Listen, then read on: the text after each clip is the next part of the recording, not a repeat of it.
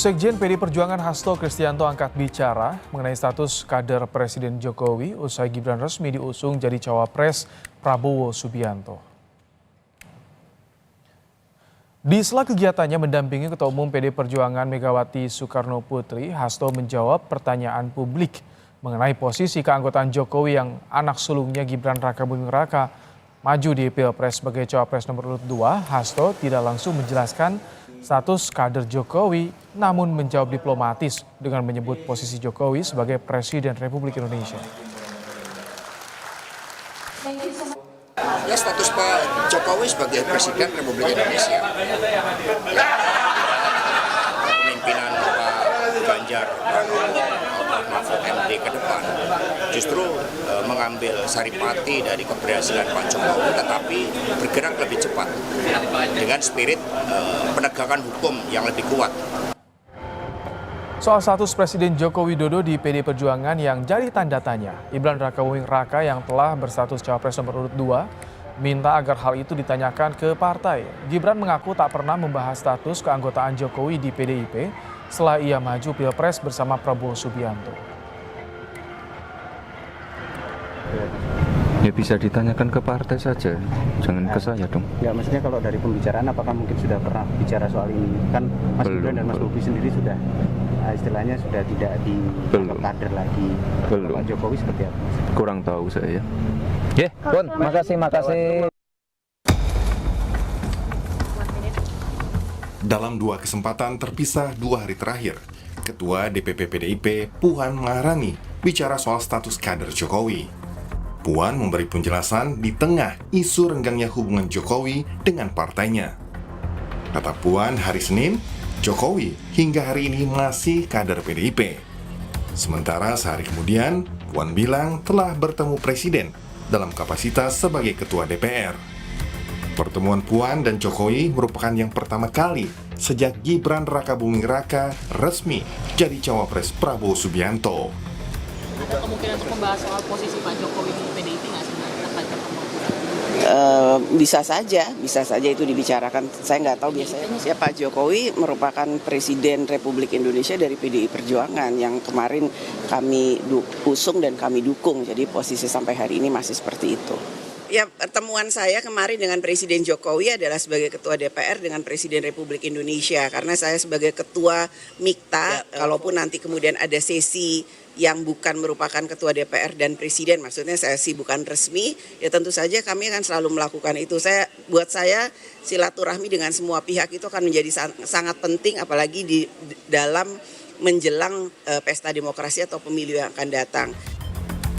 Menjawab isu kerenggangan, Sekretaris Fraksi PDIP di DPR, Bambang Wuryanto atau Bambang Pacul, menyebut Ketua Umum PDIP Perjuangan, Megawati Soekarno Putri, minta anggota fraksi PDIP di DPR mendukung Presiden Joko Widodo sampai akhir jabatan. Bambang Pacul menyebut tak ada arahan dari Mega untuk menarik para menteri asal PDIP dari kabinet. Ada cawapres putranya, udah begitu aja. Kalau PD nyalonnya Bu Mega kan, putusan kongres nyalonnya kan Pak Ganjar, kan clear kan. Jadi kalau apakah ada kerenggangan, ya dibaca sendiri aja. Mas, apakah akan menarik semua menterinya gitu Mas? Ini kan masih menarik menteri di pemerintah itu kan kebijakan Ketua Umum. Yang saya dengar pastikan bahwa kita diminta partai anggota Dewan diminta mendukung Pak Jokowi sebagai Presiden sampai akhir masa jabatan. Oke, clear ya? Saat kunjungan kerja ke Gianyar, Bali 31 Oktober lalu, Presiden Jokowi enggan berkomentar mengenai kekecewaan kader PDIP yang merasa ditinggalkan dengan pencalonan Gibran di Pilpres. Soal PDIP yang bilang dia kecewa karena Bapak sekarang menjauh seperti itu, Pak Pro ke sebelah seperti apa Pak? Saya nggak ingin mengomentari. Terima kasih Pak. Soal pertemuan kemarin dengan Capres itu. Isu dinginnya hubungan Presiden Jokowi dan PDI Perjuangan mencuat, menyusul sinyal dukungan keluarga Jokowi yang berseberangan dengan keputusan PDIP mengusung Ganjar Mahfud. Isu renggangnya hubungan Jokowi dan PDIP kian jelas setelah putra sulung Jokowi, Gibran Rakabuming Raka resmi menjadi cawapres pendamping Prabowo Subianto. Belakangan, akibat mendukung Prabowo Gibran, menantu Jokowi Bobi Nasution juga direkomendasikan untuk dipecat sebagai kader PDIP oleh DPC PDIP Kota Medan. Tim Liputan Kompas TV. Setelah polemik status keanggotaan Gibran Rakabuming Raka dan Bobi Nasution di PD Perjuangan, status kader PDIP Presiden Jokowi juga disorot. Meski berseberangan arah dukungan Pilpres dengan keluarga Jokowi, PDIP menyebut Jokowi masih kader dan PDIP tak akan menarik menterinya dari kabinet. Bagaimana saudara membaca hubungan Jokowi dengan PDIP? Sudah ada pengamat politik dari Parameter Politik Indonesia, Adi Prayitno. Selamat petang, Mas Adi. Selamat petang, Mas Ibrahim. Mas Adi, kenapa sih kalau misalkan kita lihat PDIP masih seolah ngerem nih kalau ditanya soal status kaderisasi dari Joko Widodo nih? Saya kira banyak hal yang bisa dijelaskan ya, kenapa hubungan antara Jokowi dan PDIP ini kan terkesan naik turun, terkesan dua-duanya itu baik-baik saja. Tapi satu-satunya argumen yang menurut saya paling rasional, bahwa sebenarnya kalau mau jujur antara Jokowi dan PDIP ini sebenarnya satu sama yang lain saling mencintai, Mas. Jadi kebersamaannya 23 tahun itu tentu saja bukan perkara gampang dalam waktu singkat kemudian dilupakan, hanya karena misalnya persoalan perbedaan politik menuju Pilpres 2024.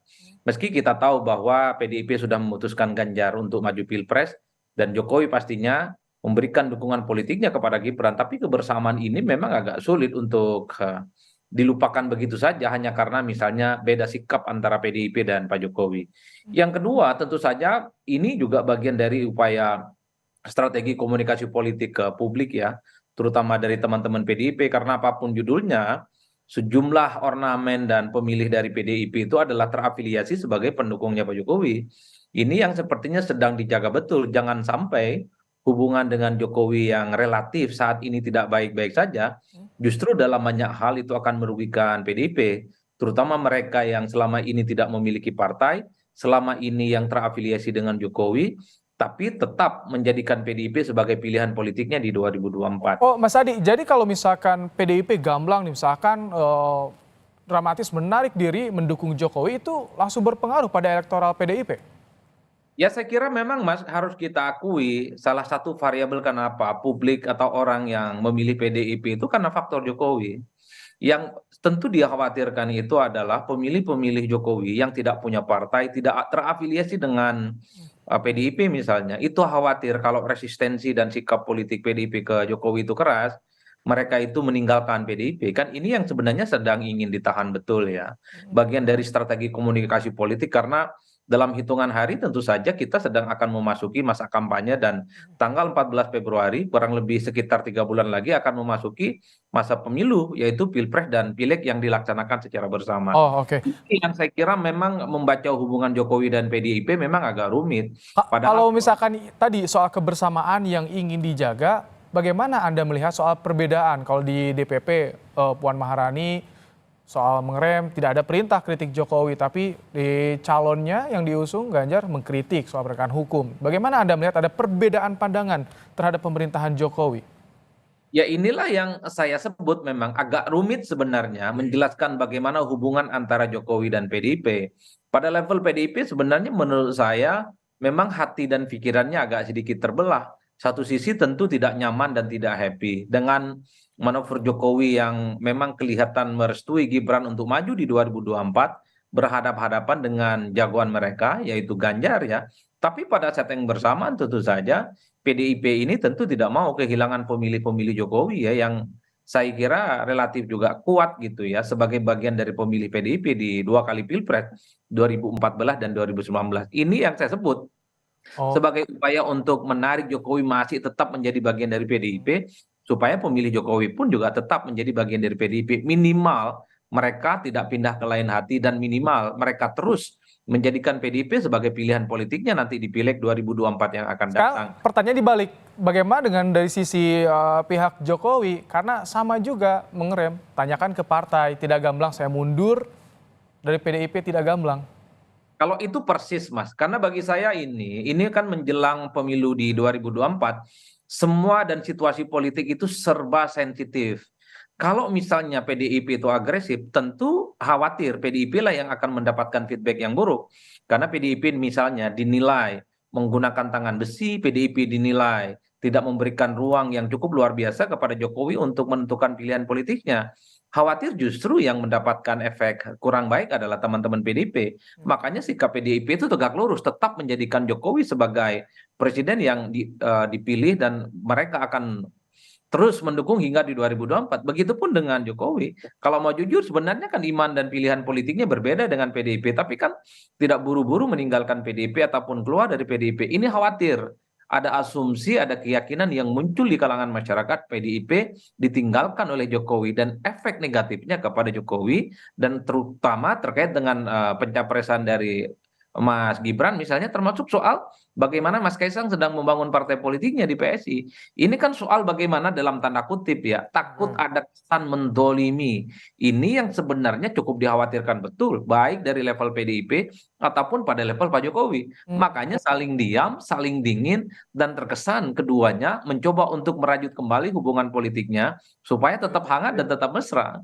Ini yang saya sebut sebagai strategi komunikasi politik supaya Jokowinya juga nyaman, tidak dibully dan tidak mendapatkan efek negatif. Pada level PDIP pun juga begitu. Sekalipun hatinya bergemuruh, Jokowi beda sikap dengan mereka, tapi pada saat yang bersamaan tentu PDIP tidak mau kehilangan pemilih-pemilih dari Jokowi yang dari dulu memang memilih PDIP sebagai pilihan partai. Jadi ini bisa dikatakan kekhawatiran mereka terhadap elektoral masing-masing ya Mas Adi, termasuk juga pada capres-capres yang diusung, seperti itu?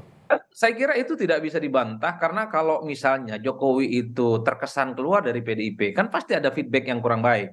Ada narasi yang pastinya muncul ke publik bahwa Jokowi meninggalkan PDIP menjelang pemilu, tentu itu tidak kondusif.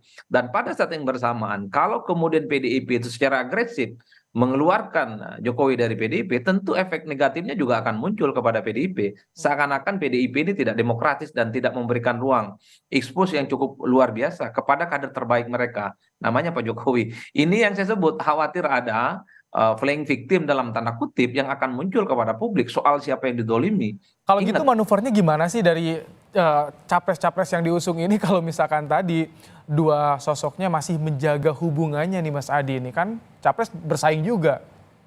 Ya tentu tidak mudah Mas sebenarnya untuk menjelaskan. Satu sisi kalau PDIP terus menjadi bagian dari narasi politik untuk melanjutkan semua hal yang dilakukan oleh Pak Jokowi, itu kan sebenarnya hampir diboyong 100% oleh Prabowo dan Gibran ya, karena mengingat ya orang juga tahu bahwa pastinya presiden akan lebih mendukung Prabowo dan Gibran ketimbang yang lain. Tapi pada saat yang bersamaan, kalau narasi terus tegak lurus kepada Jokowi, ini kan tidak terlampau menguntungkan bagi PDIP yang tentu saja dalam banyak hal harus menyampaikan sikap kritis mereka terkait dengan kinerja pemerintah, terkait dengan kebijakan politik Pak Jokowi. Jadi tidak mengherankan kalau kemudian belakangan Pak Ganjar itu terkesan ya agak kritis dan bahkan agresif mengkritisi banyak keinginan dan sikap politik dari pemerintah, tentu untuk menciptakan ceruk pemilih yang saya kira terutama kalangan menengah ke atas, kelompok kritis, kelompok moderat, kalangan-kalangan aktivis yang selama ini memang kecewa dengan Pak Jokowi yang dinilai akan seberangan dengan pemilihnya di 2024 nantinya, Mas. Kami tangkap. Terima kasih Mas Adi Prayitno, pengamat politik dari Parameter Politik Indonesia, telah menyampaikan pandangannya dalam Kompas Petang sore hari ini.